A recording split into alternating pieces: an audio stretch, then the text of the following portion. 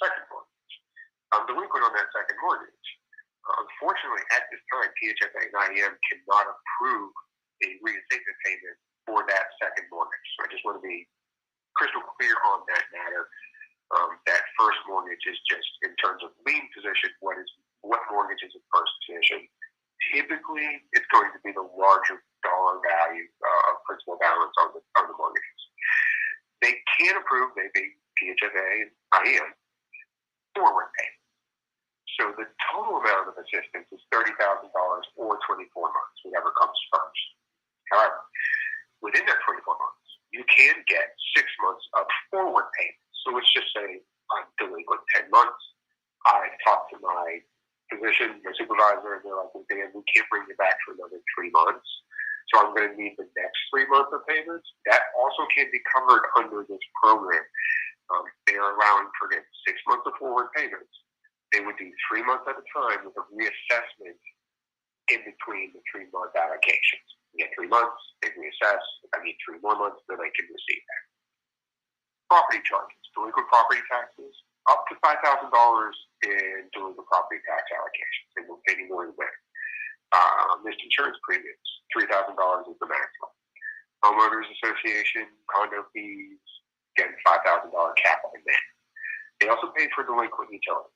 Electric, heating, cooling, water, sewage. There is some discussion regarding internet right now. I do believe that they are talking about that. We hope to keep pushing on that because I believe in the day and age that we exist, internet is a utility. But right now it's just electric, heating, cooling, water, and sewage. Again, the maximum amount of assistance for that is $3,000. The documentation that you'll need to upload, and here's a sort of tricky point with this application, it is solely currently an online application, which is, as we go through this presentation, Loretta will expound upon it a bit. We've set up some drop-in centers and a lot of community organizations to assist homeowners with this process because there's a technological gap, not just nationwide, but certainly within the city and Allegheny County. We run into a lot of individuals who just don't have the capacity to do this at home. They don't own a personal computer. They don't own a laptop. Cell phone apps are difficult for programs like this. It's not like ordering a pizza on an app. It is a lot more difficult. Uploading documents can be tricky, especially with a phone app. But the documents required are government-issued photo ID. That is for every adult in the house. Please keep that in mind. It's not just the applicant. Deed or proof of ownership. So, getting the deed is a hassle. You go down to the county records office. You have to pay for a copy of your deed. In the chat, I will put in the website link for Allegheny County Real Estate Office, in which you can look up the property in question. There's a tab on that website that shows the owner history. It usually goes about 3 owners past. So it's the current owner and the last 2. Individuals can pull that out, print that, and submit that instead of their deed.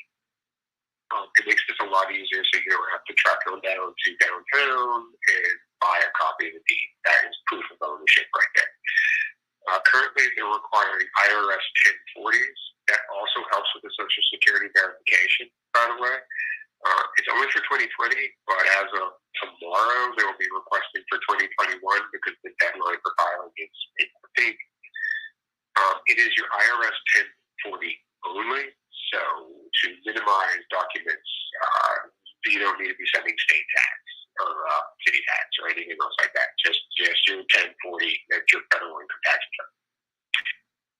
There are self-attestations, which I love, so you don't have to go and prove out your hardship. You can do a self-attestation with a homeowner and an income attestation. The homeowner is the hardship. You can self-attest that you did have a hardship.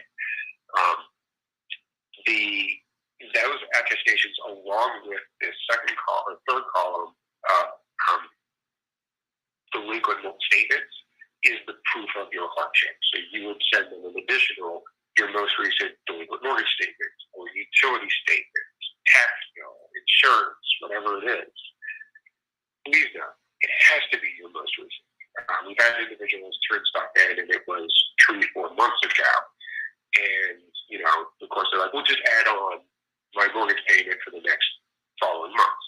You can't do that because IEN and PHFA will need up-to-date documentation to the penny of that month of what is owed. That's going to help them limit payments. So just keep that in mind if you're assisting anyone. And maybe they're applying for assistance to May, and they bring you in a March statement. You're going to need that May statement. So just a heads up, everybody. I'm going to kick it over to Loretta, and she's going to kind of go over the drop-in centers and how that works, and then the outreach. So Loretta, when you get to the outreach piece, just let me know, and I will forward the slides over, okay? All right, hello everyone, and thank you for joining us. Thanks, Dan.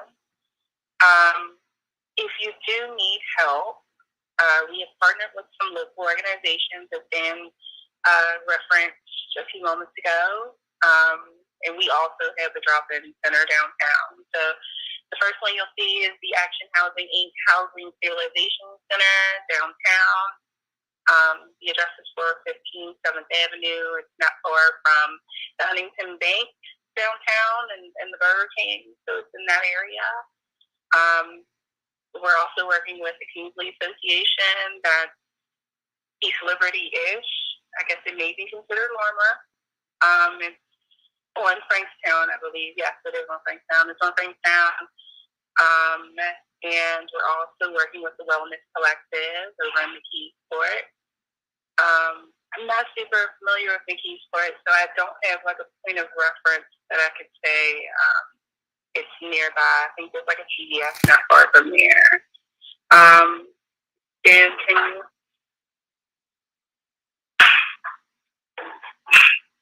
Next slide. Yeah. Yes. Getting used to Zoom. Keep switching on it. There you go. Sorry about that. Oh, okay. So we're also working with Civically, Operation Better Block, the Mon Valley Initiative, the Hill District Consensus Group, and you can also call us here at Action Housing. Outreach is helping with any questions you might have. You can reach out to them and get some assistance. And I may not have mentioned it on the last slide, but with the drop-in centers, you have the ability to go in and get some help uploading onto your document, uploading onto your application. You should start the application before you get there. Keep your sign-in information, because you're going to need that when you do come into the center.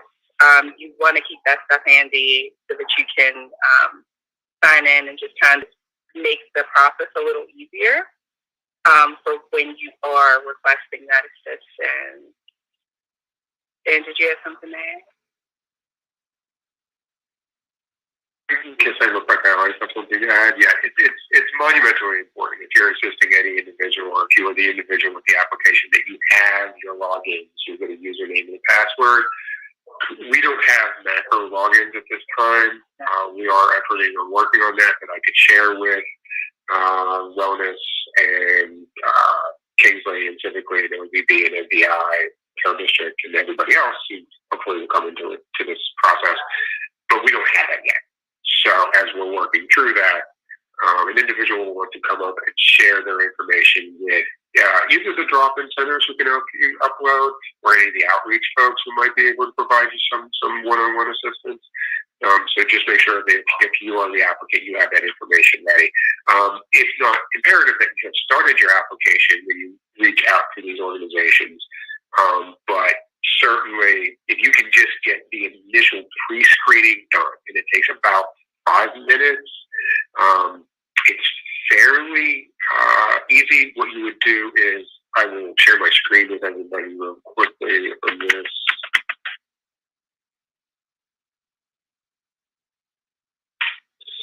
So we have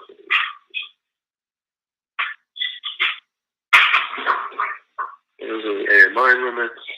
So if everybody can see that, everybody give me a nod, make sure I'm doing it. Okay. So we have the Pennsylvania HAF, PAHAF.org. And if you scroll down, you can start your application. The original start of the application asks you to put in your name and an email address. Then PAHAF will email you the logins, and then you can do a preliminary sort of a quick intake. Once that's filled out, the next step is then IEM and PHFA review, and then you'll begin the process of uploading the documentation. So that's something that most homeowners can do without the assistance of a third party. So we would just ask that to move things along if you can. What we want to do is make sure that you have that information already started when you go into the drop-in centers. And we have drop-in centers of the Kingsway Association and the Wellness Collective, Outreach of Civically, Operation Better Block, MVI, No District Consensus Group, and of course Action Housing. For more information with the program directly with those who administer the program, PHFA and IEM, the application can be taken at PAHAF.org. Registration and application are actually all accessible at the PAHAF.org website. So those additional links, you can still get those at the homepage. The PAHAF call center is 888-987-2423. That is for both individuals looking to apply and maybe getting some guidance from the IEM staff there, but also, and more importantly, individuals who are in an application and are looking for direction. We have seen some data recently that shows that there is a bottleneck of applications in the area that are sitting in sort of a pre-review state, which leads me to believe that we have individuals who maybe got started on the process but haven't uploaded documentation fully, and maybe even hit a submit button just because they didn't scroll down.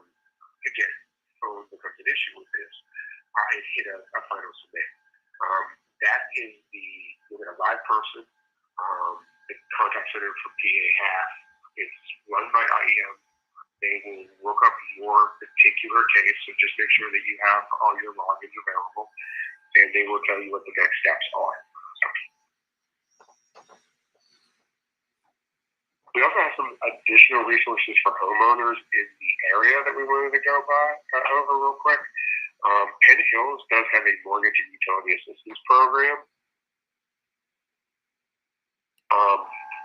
You need to contact the Allegheny Link. They do the intake for that.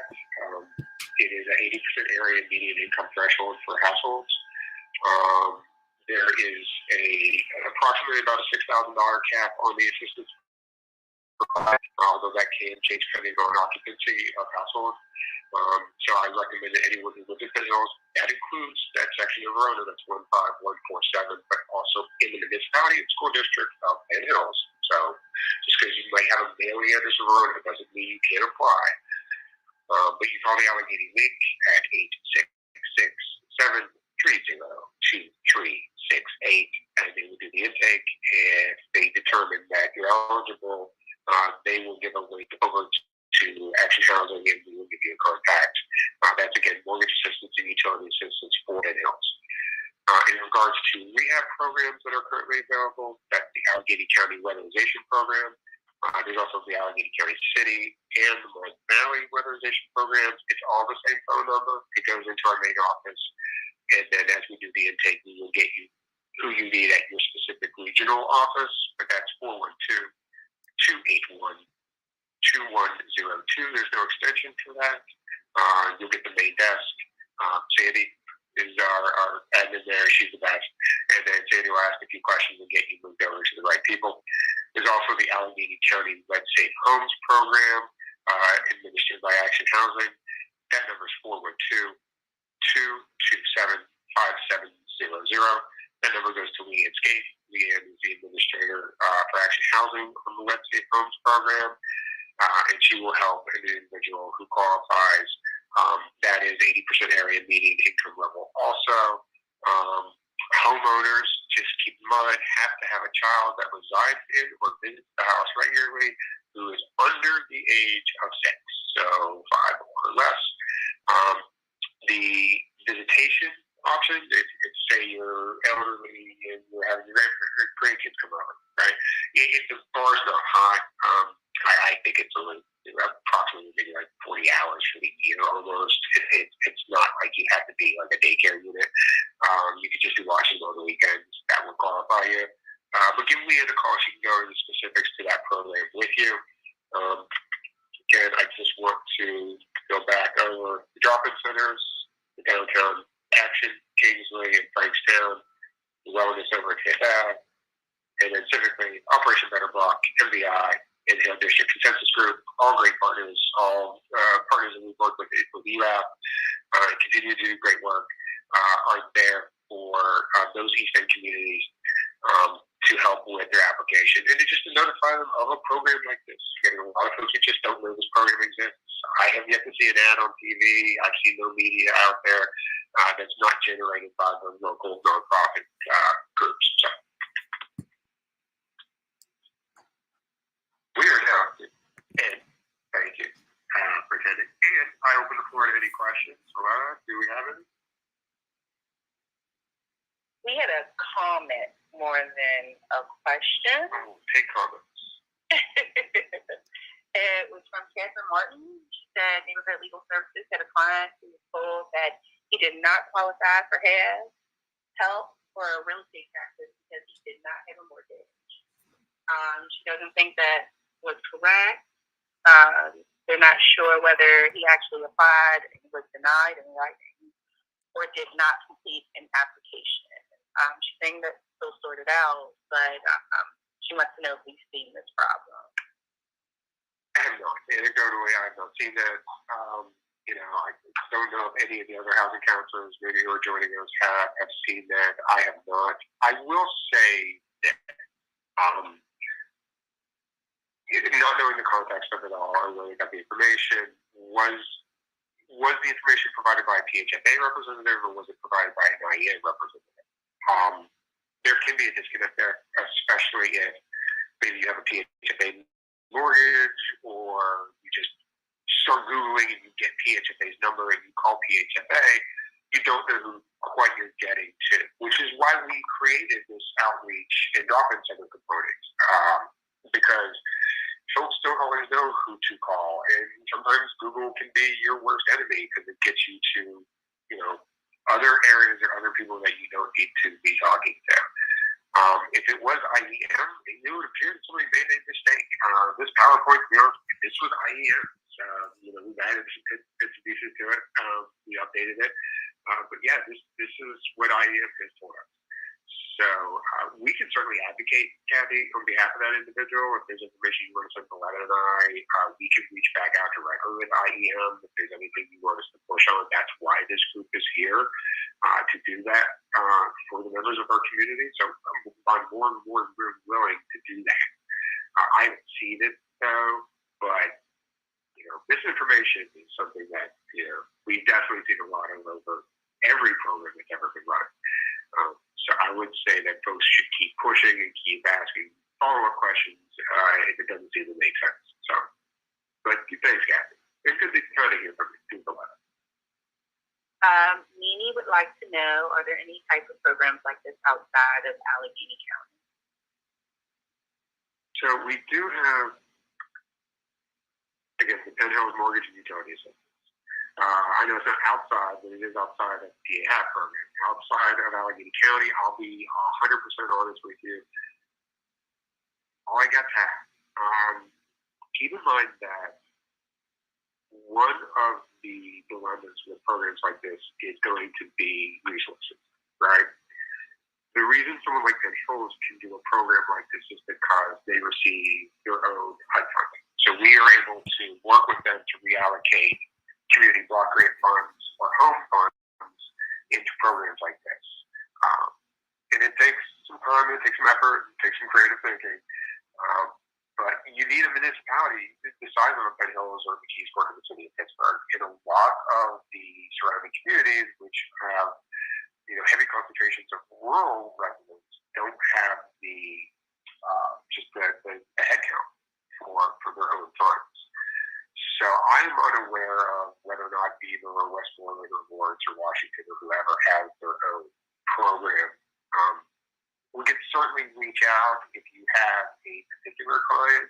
Maybe we can't find a resource through legal aid, and they know somebody. We can always reach out to elected officials in the area and see if they're aware of anything. But off the top of my head, I don't have anybody in another community. Blueprints in Washington County is a fantastic nonprofit. So you have folks in Washington. I would certainly advise them and strongly advise them to contact Blueprints. I've been working with those guys for like the past 5 years. They're great. And they might have a better idea of why, not just Washington, but maybe also Greene County.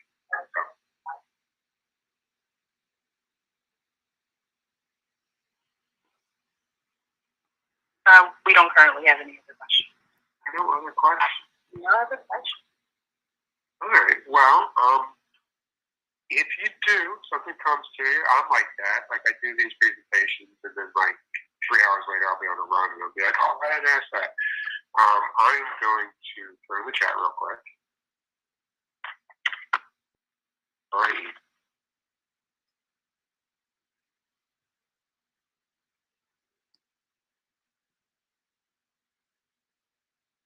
And as promised, I'm going to do that real quick. I did mention that I was going to throw in the real estate portal so folks could take a look at home ownership so you don't pull the deed. Is now in the chat for anybody who needs it. So again, you don't have to go over to the recorder's office if you pull the deed. But if there's no other questions, there's my email. Give me an email after the fact, and we'll make sure we respond as quickly as possible. Again, I wanted to thank everybody for showing up on this, especially with the late notice. We just got the invites out. We do have another meeting, Townhall scheduled for next Monday at 6 p.m.